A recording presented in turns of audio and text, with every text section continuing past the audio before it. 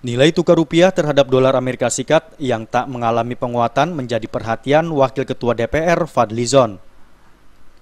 Politisi Partai Gerindra ini pun mengingatkan pemerintah untuk berupaya keras kembali menguatkan nilai rupiah terhadap dolar Amerika Serikat.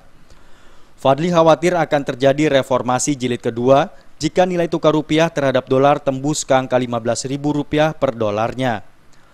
Fadli membandingkan hal ini dengan kondisi 1998 yang saat itu nilai tukar rupiah mencapai Rp13.000 per dolar Amerika. Nilai tukar rupiah terhadap dolar yang tembus di angka Rp13.000 pada tahun 1998 merupakan nilai tukar yang sangat jauh. Menurut Fadli, perlu iklim investasi yang kondusif untuk memperbaiki perekonomian nasional.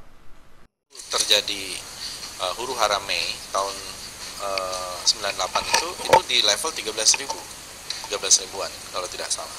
Jadi yang sekarang ini saya kira udah terlalu jauh, dan kalau ini tidak bisa dikendalikan dengan kebijakan-kebijakan atau intervensi kebijakan yang tepat, ya saya kira ini bisa mengkhawatirkan gitu.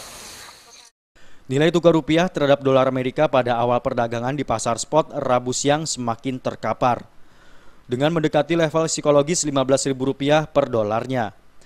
Berdasarkan data Bloomberg, rupiah dibuka naik tipis ke posisi 14.406,3 dibandingkan penutupan kemarin pada 14.408,3.